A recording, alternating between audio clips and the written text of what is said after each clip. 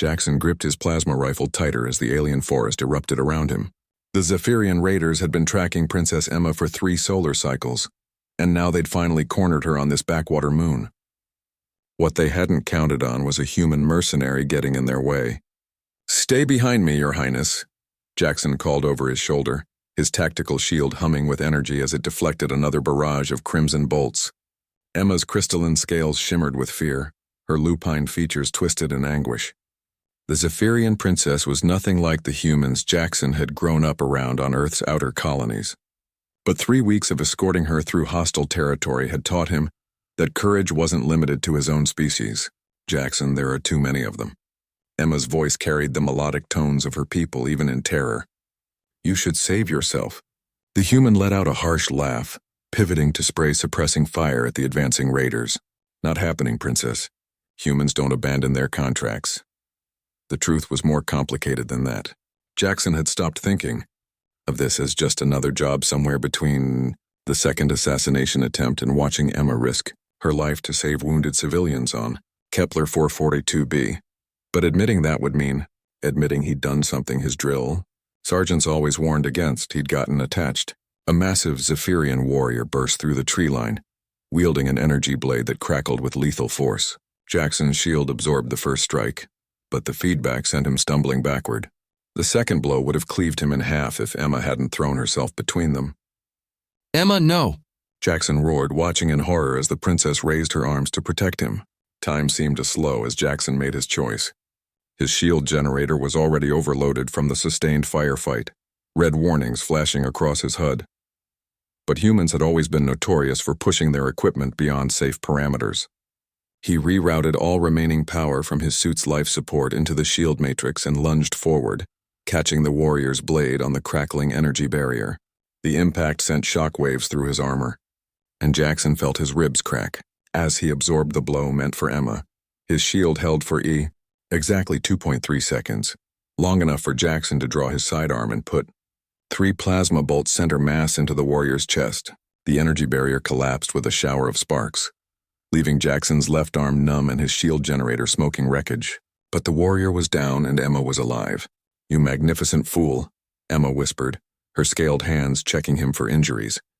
"You nearly got yourself killed for me." Jackson winced as he tried to move his arm. "Just doing my job, Princess." Before Emma could respond, the remaining raiders scattered into the forest. Jackson was about to pursue when a bone-deep howl echoed through the trees, a sound that made Emma's ears perk up and her tail begin wagging despite their dire situation. "Father," she breathed. The Zephyrian royal guard emerged from the forest like avenging angels, their power armor gleaming silver in the alien twilight. At their head strode King Aldrich himself, all 7 feet of lupine majesty and barely controlled fury. Jackson had met the Zephyrian monarch once before at the beginning of this contract. The king had been cordial but distant, clearly skeptical that a human could protect his precious daughter. Now, as those golden eyes took in the scene, Emma alive, Jackson wounded, and dead raiders scattered around them, something changed in the alien ruler's expression. King Aldrich approached slowly, his massive frame radiating authority. Jackson tried to stand at attention despite his injuries, but the king gestured for him to remain seated. "Show me," the king rumbled, his voice carrying harmonics that human ears could barely process. Emma quickly explained the battle, her words tumbling over each other in excited Zephyrian. Jackson caught enough to know she was describing his sacrifice, the way he'd overloaded his shield to save her life. When she finished, King Aldrich studied the smoking remains of Jackson's shield generator with something approaching reverence.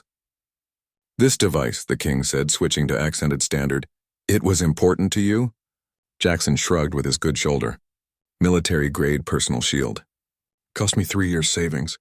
But shields can be replaced." The king's tail began a slow, rhythmic swaying. What Jackson had learned was a sign of deep contemplation among Zephyrians. "You destroyed something precious to save my daughter's life." "I did what anyone would do." "No," King Aldrich said firmly. "You did what a human would do. Your species has a reputation, Jackson Kane. You fight when others would flee. You sacrifice when others would preserve themselves. You stand when others would kneel." The king reached into his ceremonial armor and withdrew 2 items, a crystalline badge that pulsed with inner light, and an ornate ring bearing the royal seal. The first grants you full citizenship in the Zephyrian dominion, with all the rights and privileges thereof. The second, the king glanced at Emma, whose scales had turned a deep shade of rose. The second is contingent upon my daughter's answer to a question I suspect you've been wanting to ask. Jackson felt his heart stop. Your Majesty, could you love a human daughter? King Aldrich asked gently. One who would burn out his shield to keep you safe.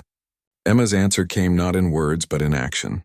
She crossed the distance between them in 3 quick steps and pressed her muzzle to Jackson's lips.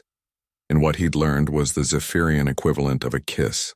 When they broke apart, Jackson found himself looking into golden eyes filled with warmth and affection. I was wondering when you'd stop being so professionally noble and admit you cared about me, Emma murmured. Is that a yes? Jackson asked, hardly daring to breathe.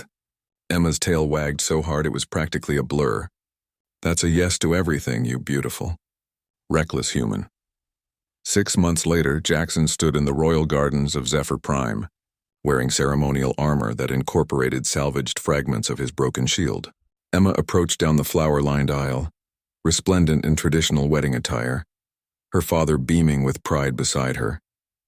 As they exchanged vows under twin moons, Jackson reflected on how a broken shield had somehow become the foundation for everything he'd never known he wanted. Sometimes the best things in life came from the moments when your defenses finally came down. The king's tail wagged throughout the entire ceremony.